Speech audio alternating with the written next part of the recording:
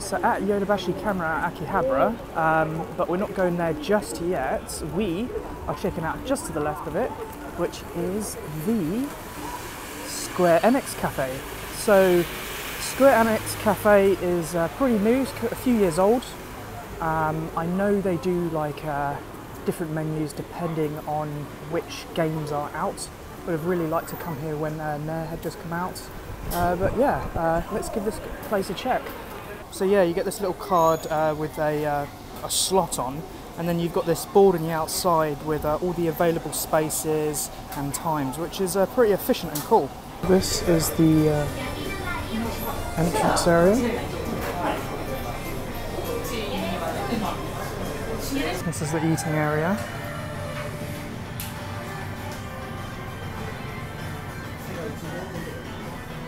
Come like midday on a weekday, so it's really empty, which is cool. Would not like to be here when it's busy. Okay, so they've just given me this iPad that you order off, which is amazing. It's got the whole menu on here. That looks good. You got cocktails and beer, non-alcoholic drinks. Very cool. And here's my fried shrimp. I got myself iced coffee as well. Look delicious. Okay, so yeah, this is the little in-store shop. Some very cool Final Fantasy stuff here.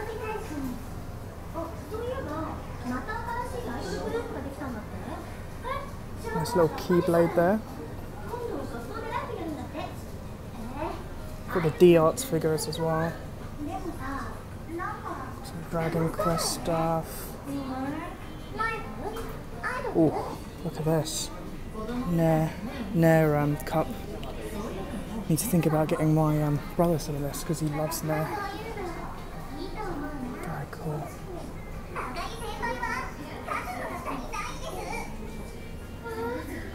Some really awesome stuff here. Very well made stuff. Do like the Square Enix merchandise.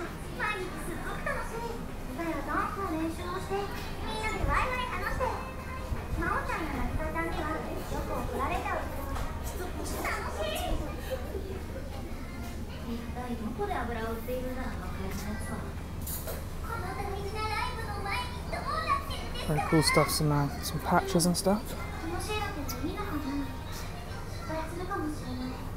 FF15 stuff.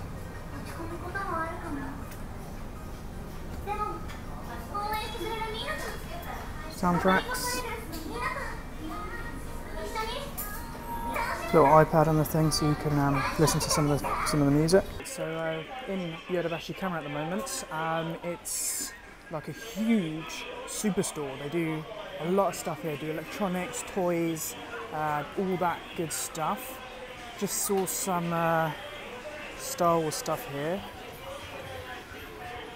Got like BB-8, that new black evil BB-8, and oh look at this big Splatoon thing. So yeah, the reason I am here mainly is to check if there are any Amiibos that I need. Because for those of you that didn't know, I do collect them. And oh, really cool Star Wars section. Let's have a look inside. Look at these. These are those Porg things. Seeing them everywhere at the moment. Very cute. Got the big lightsabers. All this cool stuff. Alright, let's get looking around.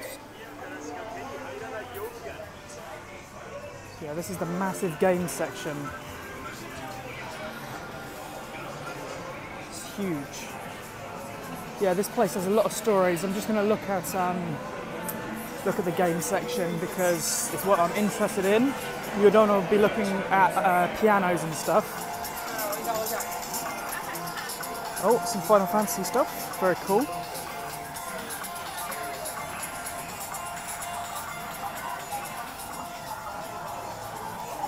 Oh, they have Splatoon stuff. Look at this. we've got some Amiibo. I've already got the new Splatoon Amiibos back in England. I just want to check out if they've got any ones that I don't have, any rarer ones.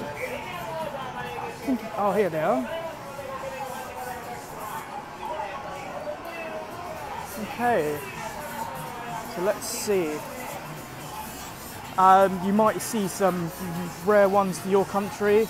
I know Japan kind of overstocks Amiibo. Like, they don't really have many super rare ones.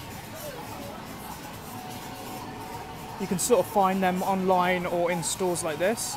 So they've got all the Cloud Strife ones, which I know are quite rare in the UK. Are they rare where you are? They've got Bayonetta ones. I know those are quite rare too. Again, I don't need any of these. I need all the Link ones, the for Zelda on Switch. Haven't got any of those. Missed all the pre-orders, but they don't have them. They must be pretty rare here too. Right. Oh, it has some Pokemon stuff. I'll go back down there when it's less busy. Just seeing if they've got any more Amiibos knocking around.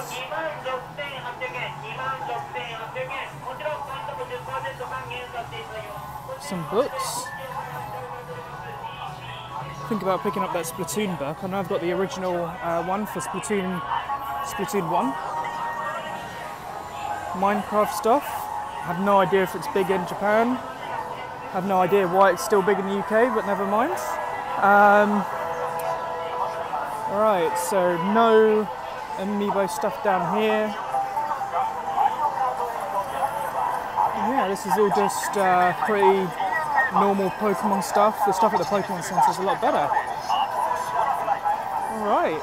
Alright guys, sorry that video was kind of short. I had an ungodly amount of work this morning and I'm seeing my missus in a few hours, so I didn't have a lot of time to film. That's why I wanted to make this question time a bit longer, try and get through some of the questions that I've backed up because I want to try and get all of your answers out. Alright, I was a bit disappointed with the Square Enix Cafe. You know, I went all that way and there was this like promotion for this anime / game called Schoolgirl Striker. You know, I was going there expecting there to be Final Fantasy stuff in the menu. I mean, it's Square Enix Cafe, that's like their bread and butter, but no. So let me know guys if you went all that way to Square Enix Cafe and there was some like generic schoolgirl anime on and no Final Fantasy stuff. Would you be disappointed? Because I've got friends that, you know, eat and sleep Final Fantasy and they would be livid with that. Alright, on to the first question from Evangeline Orpington. I'd really love to take my other half to Japan, but he finds even short economy class flight uncomfortable. Would a 15-hour flight be unbearable, or is it worth the extra £1 to go premium economy or even business class? What do you think? Alright, so I've been to Japan 18 times now, and that's a lot of hours in the air, almost a month of pure sitting in a really cramped seat. The flights are unbearable. I hate them so much. I mean, I'm not the tallest guy, but still have to like crook my legs up, and it's the most uncomfortable thing. But spending money on premium economy and business class, it won't get you anywhere faster, and it's not like you get a bed. You barely get any more space. So, I mean, you know, if you've ever seen A-Team, how they drug B.A. Baracus, you're going to want to do that to your hubby, because that's the only way you're going to get him onto a 15-hour flight, because it will be unbearable either way. So yeah, thanks for your question. Sakura Clamp asks, how did you rent apartment? So there are two sites that I use for different apartments. You know, obviously if one that I want is overbooked, I use bookings.com and Airbnb. Both have their merits, both have their downsides, but yeah, I would start looking there. Desi Cat asks, Japan thing, what is it like being a foreigner in Japan? Do you get weird looks, questions, stares, etc.? Hope you enjoy your time there. Okay, so not really. I've been to Japan a lot, and the Japanese are really, really accommodating and non-racist people. You know, you walk past a police officer or a construction worker, and they'll bow to you like anybody else, like you're a Japanese. It doesn't matter to them, you know, regardless of what nationality you are. The weird looks I get is from other foreigners out here. You know, the type that are, you know, a hot summer's day, they'll have a raincoat on and a massive backpack you could fit your whole life in, like a tent in and stuff like that, which confuses me to this day. I don't understand. Like, you know, when I go out, I have like a wallet in my pocket and my phone. You know, what more could you need? You're staying in a hotel or an apartment. Don't pack for the end of the world. So yeah, I don't get weird looks from Japanese. I do from other foreigners. So yeah, thanks for your question, mate. Axton Fisher asks, hello, how's you? Definitely northern, you're right, mate. My question is, what is the nightlife like over there? Could I have a similar night out there like I would over here in the UK? As in go to a Japanese version of Wetherspoons and then go to a club till 3 AM? Or is it more like small bars and host places? Also, are there any LGBT clubs, bars there? Thanks, love the videos. So yeah, good question. So nightlife is pretty similar. Good places to go out in Tokyo would be Shibuya, Shinjuku, and Roppongi. Roppongi is really popular with foreigners, so you'll get a lot of Aussies and Americans and even like Europeans and Brazilians and other English. They like to go there, and there's a lot of clubs there. In Japan, they're not really like a heavy binge drinker thing, and they work a lot, so a club will start earlier and end earlier, but you're still looking at about 1 o'clock closing and stuff like that. Wetherspoons, a version of Wetherspoons out here is Hub, which is H-U-B, which is like a weird mixture of an American sports bar and an English tavern. They do pints there, they do fish and chips, scampi, burgers, stuff like that. They'll play football and American football on the screens. So yeah, that's a cool place to be. You'll also catch a lot of foreigners in there because they actually do real pints and stuff like that. And LGBT stuff. The Japanese are very accommodating. I don't think you're going to get any hate over here for being gay. I've not been into a LGBT club, but I know they exist in Shinjuku and Roppongi. And if you're gay in Japan, especially Tokyo, I think you're going to have a good time. So yeah, mate, thanks for your question. Solar in Tokyo asks, what advice could you give any aspiring J-vlogger such as myself? Alright, like anything in life, the key is confidence, and how you get confidence is practice. So what I would suggest you do, I'm not sure where you're from, but in your own country, take whatever phone or camera you plan on using, and go into your garden or your town or a local park. Film yourself, create yourself little vlogs that only you look at, and just talk in front of the camera. Be confident in front of the camera and practice. Create yourself tons of videos, critique yourself. Oh, I could be doing better here, I'm stuttering a bit, maybe I'm not confident enough. So yeah, do that over and over and over again until you're perfect, and then when you come over here to Japan, you'll be an expert, and you can get those videos out, you won't have to do retakes and stuff like that. So yeah, that would be my advice to you. S. Khan asks, did you do Japanese as a subject in GCSEs or A-levels? Okay, so GCSEs in the UK is after secondary school, and then A-levels is a college thing just before university. Those are our sort of our educational awards sort of thing, and I didn't know. I mean, you're from the UK. Any education after the 80s, they kind of abandoned us. They kind of gave up on the educational system. So if you're in the UK and hoping to learn anything, you're kind of screwed until you get to university. So my advice would be teach yourself. If you're in the UK and you want to learn something, you teach yourself, because that's the only way you're going to learn. Do not rely on the government and the educational system in the UK, because it's very, very bad. So yeah, thanks for your comment. Dreaming Magpie asks, arriving in Tokyo on October 29th, think I will be able to find much Halloween merchandise at that point. Right, so yes, but you have to find it fast. The second it gets to Halloween, the day after, it's all gone. It's like it was never there. It was like it was a dream. So you're going to have to spend your first few days picking up as much Halloween stuff as possible, because once it hits the 1st of November, you're screwed. It all just disappears, including Tokyo Disneyland. They've got a really cool Halloween theme, fairs and stuff on at the moment. 1st of November, it's gone.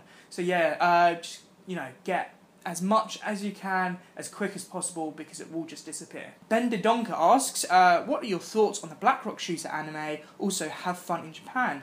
Alright, so yeah, it's a bit of an old one, but I really did love the Blackrock Shooter anime. I thought it was very, very cool. I love the artistic style. I love the colours. It was very dark, but still pretty, with accents of colour. I even got the Blackrock Shooter PSP game, the one that had the awesome commercial by one that had the soundtrack from 1OK Rock. So yeah, I would really like another Blackrock Shooter series. Hoop Talk and Atari Monkey both are similar questions. Will you be visiting Hey, which is a retro game store in Akihabara, and or Super Potato, which is a retro game shop with a retro arcade on top? How about a trip to Super Potato or to that Gachapon place? So yeah, I do want to do a more comprehensive video of Akihabara, visit Super Potato, and stuff like Mandarake.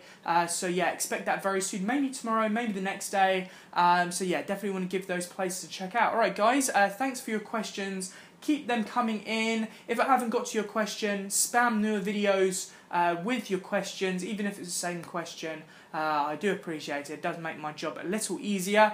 So yeah, it was a bit disappointing about the Square Enix Cafe. It was pretty, it was very well put together, and the gift shop was amazing. It was just very unfortunate about that menu, and I think that was just my fault by going to the place on an event that wasn't for me. That's probably why the place was so empty, because I'm sure other Japanese are kind of annoyed, there's no Final Fantasy stuff on the menu. But yeah, we'll definitely have to give it a check out when there's another promotion on. Yeah, alright guys, I don't know what I'm doing tomorrow, maybe Akihabara, maybe something else, but stay tuned for that, and I'll see you in the next video.